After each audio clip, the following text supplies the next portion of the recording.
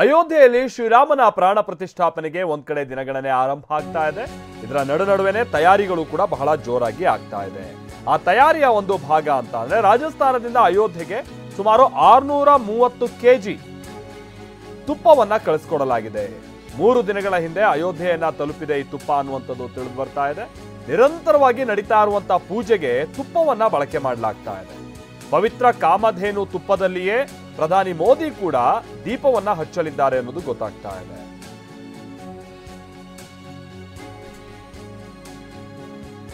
ಹಾಗೆ ಮತ್ತೊಂದು ಕಡೆ ನೇಪಾಳದಿಂದ ರಾಮ ಭಕ್ತರು ಪವಿತ್ರ ಜಲವನ್ನ ಕಳಿಸಿದ್ದಾರೆ. ಕರಸೇವಕಪುರಂನಲ್ಲಿ ದೇಶದ ಪವಿತ್ರ ನದಿಗಳ ಜಲ ಸಂಗ್ರಹ ಕೂಡ ಆಗಿದೆ. ನೇಪಾಳದಿಂದಲೂ ಕೂಡ ಆ ದೇಶಕ್ಕೆ ಸಂಬಂಧಪಟ್ಟ ಹಾಗಿನ ಪವಿತ್ರ ಜಲವನ್ನ ಕಳಿಸ್ಕೊಡ್ಲಾಗಿದೆ, ಬೇರೆ ಬೇರೆ ನದಿಗಳ ಜಲವನ್ನ. ಇನ್ನು ಭಾರತದಲ್ಲಿ ಹರಿಯುವಂತಹ ನದಿಗಳ ಜಲವನ್ನ ಕೂಡ ಹೀಗೆ ಸಂಗ್ರಹ ಮಾಡುವಂತಹ ಕಾರ್ಯ ನಡೀತಾ ಇದೆ.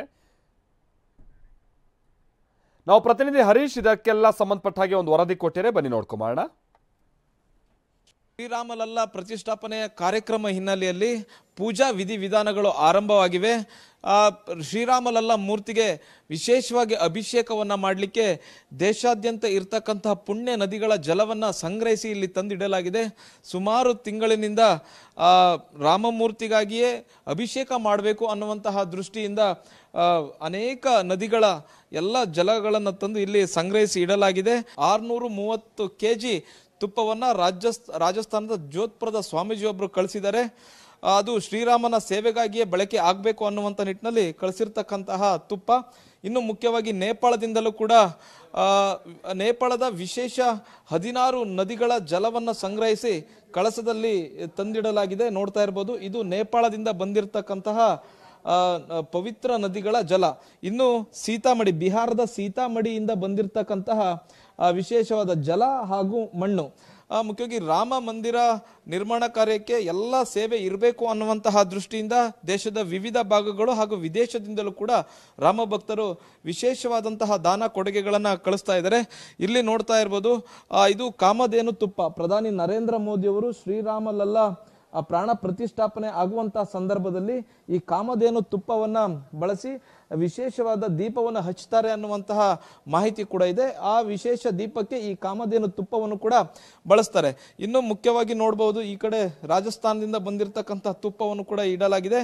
ಈಗ ಏನು ಪೂಜೆ ನಡೀತಾ ಇದೆ, ಪೂಜಾ ವಿಧಿವಿಧಾನಗಳು ಕೈಂಕರ್ಯಗಳು ನಡೀತಾ ಇದೆ. ಈ ಪೂಜಾ ವಿಧಿವಿಧಾನಗಳಿಗೆ ರಾಜಸ್ಥಾನದಿಂದ ಬಂದಿರತಕ್ಕಂತಹ ತುಪ್ಪವನ್ನು ಬಳಸಲಾಗ್ತಿದೆ.